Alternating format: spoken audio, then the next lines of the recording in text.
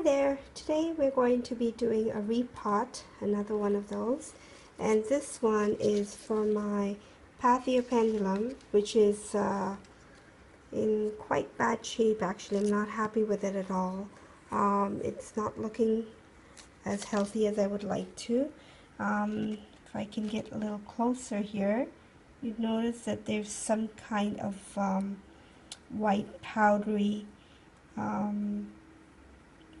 mold or something growing on it, and I think it's just the medium is probably not good, and definitely the air circulation where I had it. So I wanted to do a repot. I haven't repotted this orchid since I brought it home, and then at least I will know how it looks in the pot, and then I can also change its environment and give it a better chance. The good thing about it is that there are several fans to this orchid, and some new growth. These are new leaves that I've got here, and the new growth seems to be okay, but the old one, it looks really bad, so I want to clean it up a little bit as well. So let's get started with that. Okay, so first off, what we're going to do is just take out the label and keep it carefully. This one is my Lowii crossed with the Susan Booth Paphiopedilum. Okay. All right. So I'm just taking everything out of the pot slowly. There's these two skewer things. Got to take that out as well. And just trying to get a better angle at showing this to you. So they've used a lot of the hydrogen clay beads and some coconut coir, which is okay. The mix doesn't look so bad in it, so I'll probably keep that mix.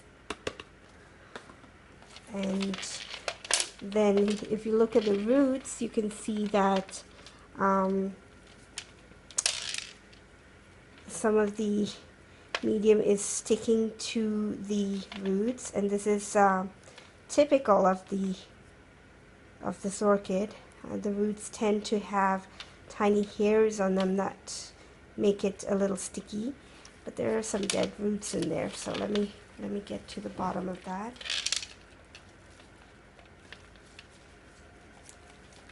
And I don't need to pry away everything. I just want to know if the root is good or dead. That's all. And like here, this clearly it's come off. It's come right off of it, and so it's a dead root. So get rid of that. And yeah, not too many good roots, which is pretty sad. Which is very sad. So the plant was not doing so good, and you can see why. It's just got nothing really to work with here. But even if they have a few roots, from what I understand, it will grow roots once you get the plant healthy enough. It'll grow roots to fill the pot. So even if you've left with one or two roots, that's fine. It should be okay for the plant. You just don't want the plant to die out completely. So yeah, some of the used mix I will just, and the hydrogen clay, you can reuse that as well. So just separate it out here a little bit. And I think I will add a little sphagnum moss as well to this mix, because it's a very dry, even though I've been watering it. Now this orchid requires a little bit more water, and it's low light, so I try to water it at least twice a week, but it seems like that's not been enough. It's still a very dry mix, so I'm going to add in some sphagnum moss to see if that'll help it, and yeah, clean up some of this root. So just go in and cut off some of this wiry stuff here, taking care not to kill any of the other good roots. There's hardly anything left really, but yeah. So okay, so let me give you a close-up of the roots. and they are quite velvety actually. They feel very smooth, and not smooth but soft and velvety. And yes, I think this is the one good root on there. There's nothing other than that one root.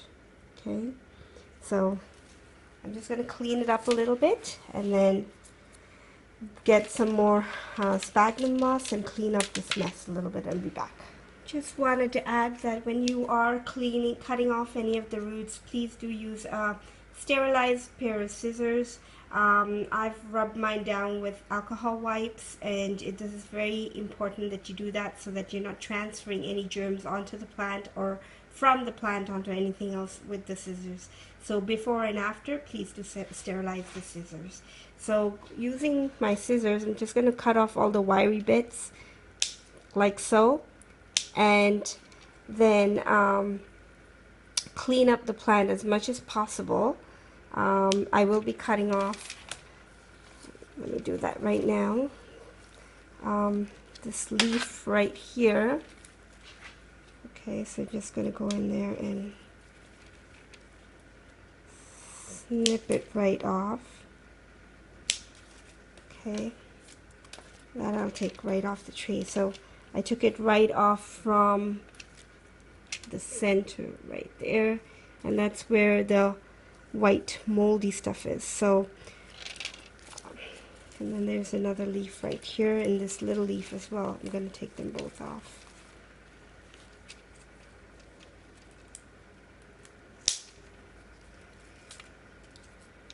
Then it makes the plant look nicer too. So you can see that there are several fans on this plant, but none that are very strong, I guess. They're all very little. So it looks like a young plant at this point. And so I have to be careful not to damage too much of it. Because of this white powdery stuff right here, I'm going to go and wash this plant and hope that I can get most of it off, and then we'll continue with the repot. In the meantime, what I did is I washed the plant thoroughly and made sure that I got all of that white mildew stuff off of here, and was very careful with the roots as not to damage any more of the roots. And then what I did is I because I didn't want to have any of the mildew or mold, whatever it was, growing in the medium, because that was the medium that the plant was in, I have now soaked that medium. The medium is still good. It hasn't disintegrated as much. It looks fairly recent. So I've just soaked it in boiling water, and that way it'll kill anything that is there, and it'll give this plant a fresh start. So I have to wait for the water to cool down before I can actually repot it. And then I had one of these empty containers. They're clear, so I just put in a few holes all the way around to allow for drainage, and it'll make me a new pot for my orchid. Okay, so now the water is cooled down, and I just have it sitting in water, but I have the bark mix here, and it's dry. I just took a handful, not too much, and this is sort of like on the medium small side of the bark pieces, and some sphagnum moss that I've cut down into smaller pieces, and that'll just help me give little bits of moss all over the place. Okay, so I'm just going to throw that into the water as well. And I like to have my medium wet when potting it so that I don't have to water it after. And it works for me, but you don't have to do it that way. You can also use dry medium. Plant back here and the pot. So nothing too much. I mean, the coconut and fiber and the clay leaves have been soaking in the water, so it's absorbed some of the water. I just wanted to wet the sphagnum moss as well, and then put a handful of the medium in there. Now, I've been told that with paths, you've got to be careful of as far as the planting level of the medium in the pot. It should only go as far up until that line there that you will see very clearly where the roots end and the fans begin. You don't want to plant it too deep because then it would rot out the crown of the fans, and that will kill the plant. But you also don't want to plant it too shallow or too high up on the pot in the pot, because you want the roots to all be below the level of the medium.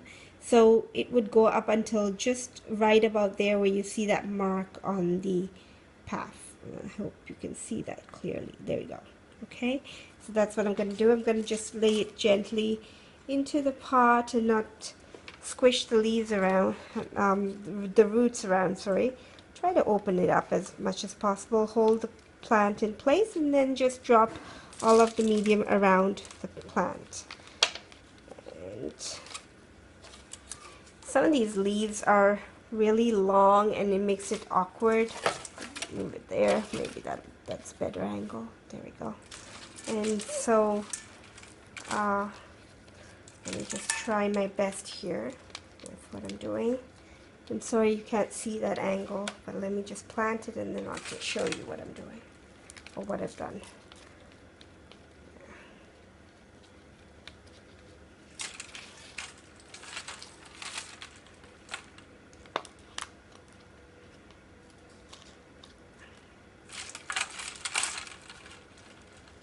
And I do want to tamp down the medium as much as possible so as not to have too many large pockets of air, because although the plant does like the air circulation, it also likes to be a little compact.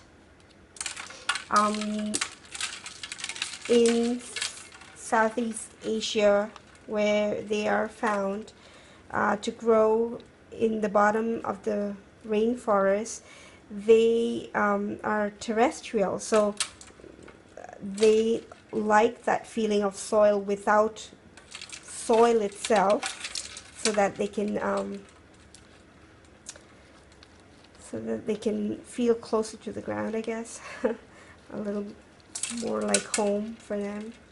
So there, I'm trying not to. So there you have it, folks. I have now repotted this plant, and as you can see, if I can get very close there, it is the level of the planting medium is just before the fan starts. So if I go a little further than that, you can see that it is just the crown, right at the base of the crown of the fan. Okay, and that's how it's to be planted. So now it's in a clear pot, and it'll give me a good idea of how the roots are growing if I can sort of see a little bit better, I guess, into the pot. And that's why I like the idea of having clear pots, but it's not always necessary, because especially with some orchids, you can sort of tell just by the tops. And then there are these two very ugly leaves, but they are not, I was considering whether to cut them off or not, but for now I'll just leave them.